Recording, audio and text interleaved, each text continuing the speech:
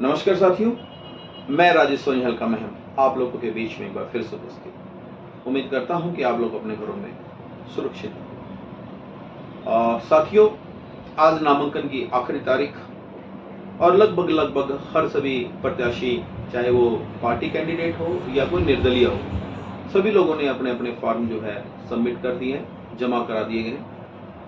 और ये मान के चलना कि एक तरह से शंखनाद फूंक दिया गया है कि भाई हर कोई अपना कैंडिडेट अब तैयारी में है कि वे अब चुनाव होगा और अपनी वो तैयारी कर रहे हैं। आज उनकी आखिरी तारीख थी जो कि वो ये प्रक्रिया पूरी कर चुके हैं। चलो ये भी अच्छा। वैसे लोकतंत्र की बहुत बड़ी खूबसूरती होती है कि इसमें आप लोगों को ही अपना राजा चुनने का अधिकार होता है मत के द्वारा।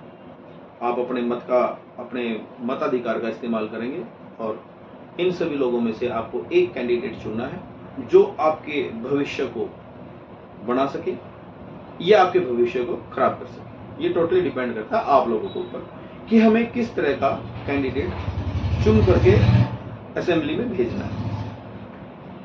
अच्छा चुनेंगे, अच्छी चीज बनेगी, बुरा चुनेंगे तो वो भी देखा जाएगा, जैसे जो भी होगा।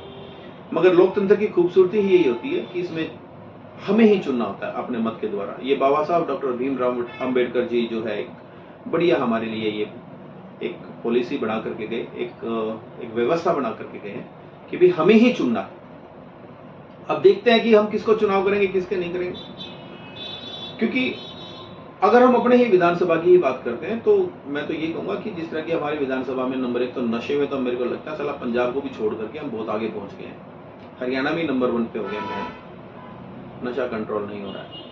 कानून व्यवस्था भी इतनी ठप पड़ी है कि यहाँ पे आए दिन चोरी होती रहती है, चाहे वो बाइक चोरी हो, चाहे शटर तोड़ते हो, चाहे कुछ मोटी मोटी चोरियां भी होती है जिसका कोई सोल्यूशन अभी तक निकलता नहीं है, निकला भी नहीं है, शायद आगे पता नहीं। अगर यही चलता रहा तो निकलेगा भी नहीं। मगर मेरा मानना ये है कि मैं आप लोगों से सिर्फ यही गुजारिश कर सकता हूं कि हमें ऐसे कैंडिडेट का चुनाव करना है जो आपकी बात को अच्छे तरीके से आगे रख सके, चाहे वो निर्दलीय हो या वो चाहे पार्टी का ही बंदा हो, कोई भी क्यों ना हो।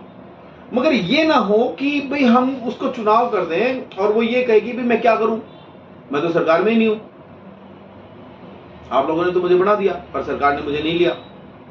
और ऐसा भी ना हो जो सरकार में भी चुनाव कर दे और ये कहे भाई मेरी तो चलती नहीं। आप समझे ना मैं क्या कहना चाह रहा हूं। भाई मान लिया अगर मैं किसी बंदे को चुनाव कर दिया, किसी निर्दलीय को बना देते हैं हम यहाँ पर और वो कहेगी मैं तो सरकार में हुई नहीं, मैं क्या करूं भाई, तो उसका कोई फायदा नहीं होता। और सरकार अगर ऊपर आ जाती किसी की, पार्टी की आ जाती किसी पार्टी की भी, और कैंडिडेट यहां पे बना देते हैं कोई और, उसका भी कोई फायदा नहीं, वो वैसे भी काम नहीं करेगा। कहते भाई मेरी तो सरकार है ही नहीं, सरकार तो है पर मैं तो नहीं जिताया आप लोगों ने, मैं क्या करूं। मतलब ये चीजें ऐसी है कि हमने अपने हल्के के विकास को देखते हुए हमें अपना कैंडिडेट बनाना है। ऐसा नहीं करना कि भाई यहाँ का विधायक कोई और हो, सरकार कोई और हो, सरकार कोई और हो, विधायक कोई और हो। तो ये तो पिछले कई सालों से भुगतते आ रहे हैं।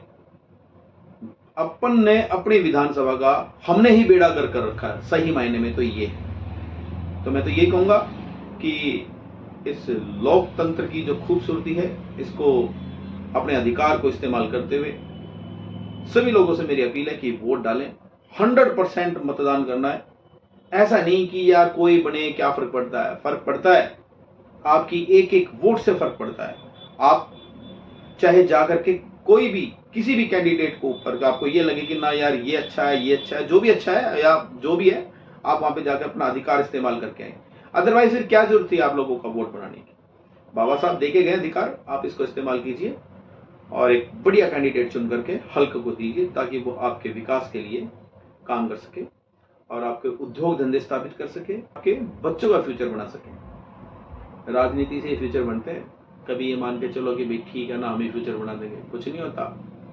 जिसकी इतनी संख्या भारी उसकी इतनी हिस्सेदारी, ऐसा होता है राजनीति के अंदर। तो कीजिए वोट का अधिकार और बनाइए अपना एक खूबसूरत सा मजबूत सा कोई यहाँ का विधायक। Thank you, thank you very much.